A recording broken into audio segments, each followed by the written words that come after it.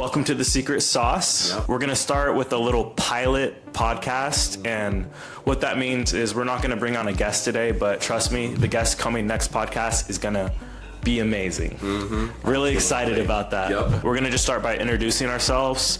I'm going to give Eddie the floor first, just so y'all can get to know us and know our background a little bit. Right, so my name's Edward Reyes. My background is mainly in epoxy floors. I joined the roofing industry last year with this guy. Got a little bit of marketing background, and that's generally it. I actually went a little different route. I know Eddie had been doing floors since he was a little kid. Since I was 6 years old. The photo right here. I went to college, studied neuroscience, thought I was going to be a doctor or whatever that is. Realized I hated school, and I know this is most of y'all for sure. So after that, I went into sales, started doing biopharmaceutical sales. It was cool. It was a remote job. Awesome company. Shout out them. But they wanted me to relocate to Atlanta. I went and checked it out. I had the apartment ready, but I was just too homesick. So stayed here. Did some solar for a little bit. That sucked. Did some direct marketing for a little bit. That sucked. That really sucked. So that's where I met him. Yeah. Ended up falling into roofing, worked at an amazing company. In my first week, did 5 sales, and I realized, okay, this is the industry for me. Reached back out to Eddie. Rest is history. Yeah, I was actually just asking for some copyright information, and then I was like, yo, what are you doing? And he was like, looking for something new, and then he was like, come sell roofs with me, and I'm like, all right, well, sold internet out of a Walmart. Yeah. This can't be that hard. Story told, right? Here we are, you know what I mean? We've been up and running, doing amazing. We did about 6 contracts last week and this week. Record month. Record month, yeah. What we're here to do is drop all the secret sauce on how to succeed in roofing. We started at the bottom just selling roofs for another company, and then we scaled, climbed, and we're also here to share that journey with you, help them succeed as well. Exactly. So honestly, look, if we can pull it off, you guys definitely trust me, Yeah. you definitely can. We did it going uphill too. We had a lot of external factors getting in our way. We had to do it part-time. Yes. We didn't even have full time to commit to it. Guys, I'm telling you, we had like $0 in our pocket whenever we started this thing. Negative dollars. So I guess that's the topic we'll start with, right? Yeah. Is like how to actually start a roofing company. You can do it with $0. That's the thing. Whenever you came on, you had to learn the ropes. Yep. You learned them pretty fast. By the way, his first deal he got was a 15 house guy. So that's how that started. On day 2, mind you, really it was first full day knocking, like starting at like noon.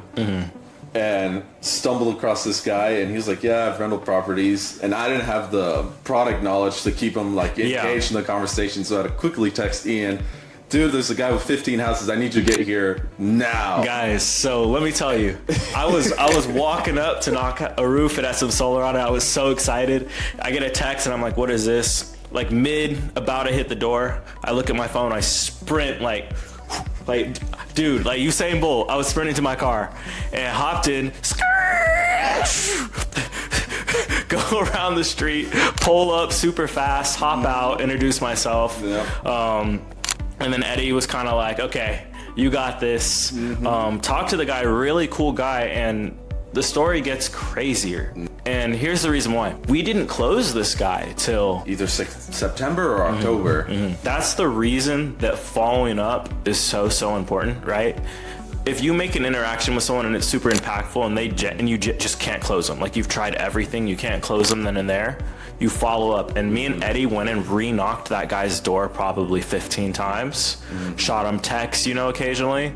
Of course, whenever the big rainstorm came, he wanted all the roofs done. This is the importance of leads. And that's something I teach in my sales training, and me and Eddie are really big on. I mean, we'll hop into the marketing side of things right after this, staying on that topic.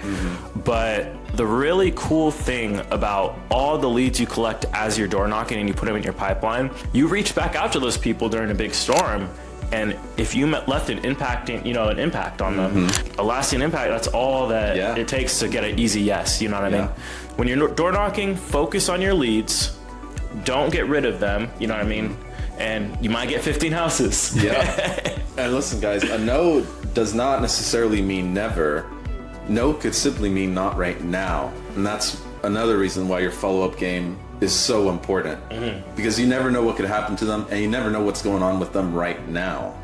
Yeah, I mean, how many times have you guys had a lead, you were super confident about it, and then, 2 months go by, you didn't follow up with them, you hit them up again, and they're like, oh, I got my roof done, or there's a roofing sign in the yard. This is because you weren't being consistent. Like, if someone's actually busy with life, they had a death or whatever it is, sometimes it takes a little bit of time for them to be ready to do the thing, and it doesn't mean they're saying no to you. But your job as a salesman is to follow up with this person. I would say at first, maybe once every other week. If it's an extended period of time, once a month, because they'll lose your number. Sometimes they don't even save your contact. He lost the number. Exactly. Our guy lost the number. He did lose the number. That's right. And I had to go give him another business card. And this time he was like, I promise I will save it. You know what I mean? Because he didn't want to give me his information at first. But that's how persistency kind of, gets you through those trials and tribulations. Yeah. And sometimes they have external situations that make them leave town, like the build we just did yesterday. Yeah. Here's the thing. Life happens. And that's one of my favorite things to say at the door is like, hey, listen, I know you can't get to it right now because life happens. I'm just doing a follow-up to, it's my job. It's my job to make sure this gets done for you so you don't have a problem. But at the same time, we're working for you. We're working on your time. So I'm here for you whenever you're ready. Now, if you get leaks or anything, let me know. And I'll come back out and do an emergency repair on that for you. And like just building that trust. I mean, creating personal relationships is 10 times more important than being a pushy salesman that's just like, I have to trick this person into buying. So all of you that are new in the industry, understand that that's not what a real salesman is. What they are is someone that can get to know someone in-depthly and determine what they might need and offer that service to them. At that point, if the person genuinely needs it, they're gonna go with you. Because you were a professional. You weren't a sleazy salesman. Yeah. You know what I mean? And they have genuine trust over you too. Exactly. I mean, trust is a big thing. You build that through conversation, And I had a really, really smart salesman one time tell me this. This was actually last year, that you're gonna make a sale when someone starts opening up to you about their personal life. Now, I would take that and I would fly with that. If you're struggling to close someone, that means you asked to close the deal at the wrong time, to be honest. You want to close the deal after they feel like a friend to you and they're ready to buy. And we cover that in our sales course too. It's called buying signs, impulse factors, CPR, all of that stuff. Create a personal relationship. And I mean, I'm sure y'all have heard a lot of these before because they're, all over the sales industry.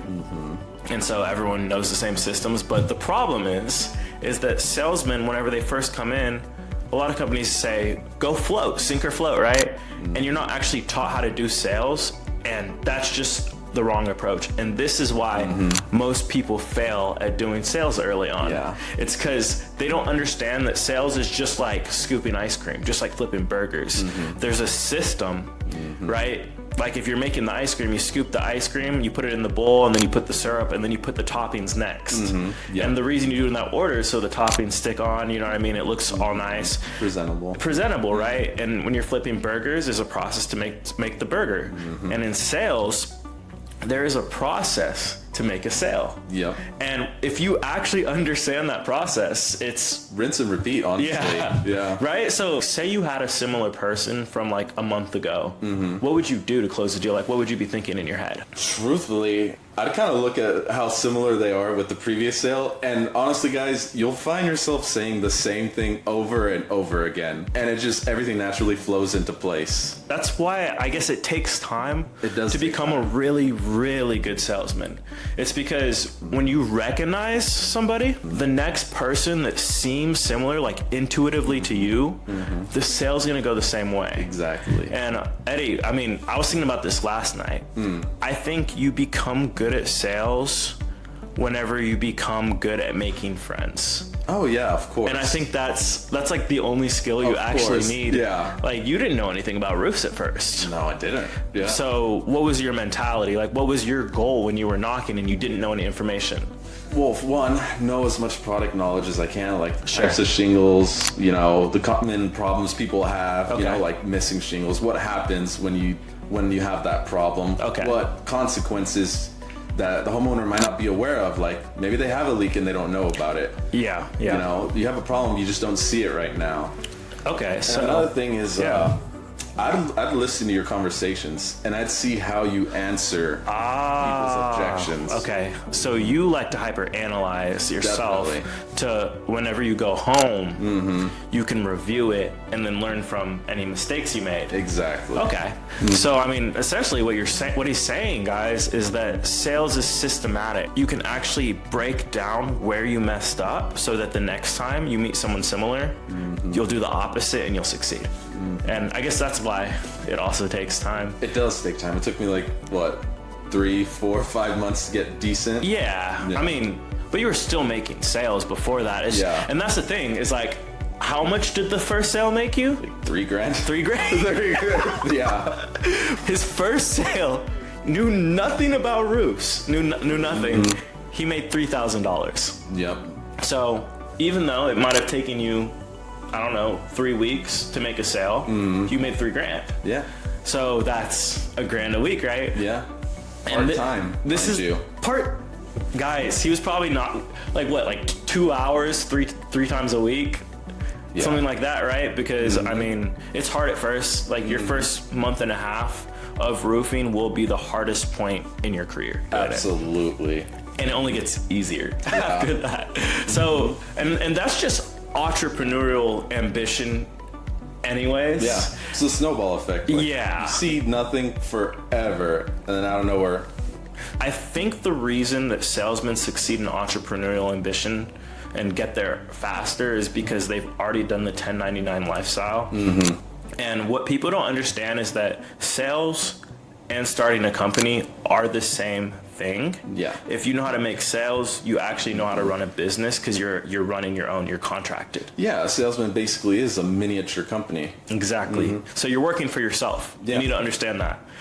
If you're on any 1099 job, and here's the thing, if you've been living like this for 2-3 years as a 1099 employee, you're ready to start a business. Yeah, you're acclimated at that point. You have 3 years of sales experience, and on top of that, I mean, you've been managing your money, doing your taxes. You don't get those tax returns, but you know how to write off, right? It's all the same system with a company, and it's not what you think.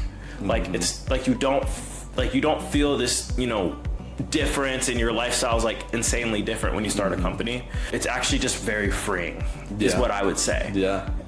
And that's why you'll see some people that go from W-2 straight into entrepreneurship struggle, is because they're just not used to that environment, and they're not used to all those different miniature skills that you need to learn. Like, you know, what is a business expense and what isn't, you know, how to do your taxes. There's all these little things you have to know first, and if you don't, you're gonna struggle a little bit. I agree 100%. You make this decision when you turn 18. If you're one of those fortunate kids that your parents are paying for your college, you can go to college and you can also start your business at the same time. Start from your dorm room. That's what I would say to do. Yeah. If you don't go to college, I would instantly get a sales job. Yep. Instantly get a commission-based sales job. You know, if you can bum it at your parents for a year, do that while you're learning how to sell. Yeah. And then after that year, you're never gonna have to live at your parents' house ever again. On top of that, you're gonna be making more money than all of these people that graduate out of college. Yep. The average sales commission per year in roofing is around $80,000. That means that the average person, if you're average, and you're above average if you're using our sales course and systems, by the way, Definitely. it's only like $1,000 a year. It'll make you $100K.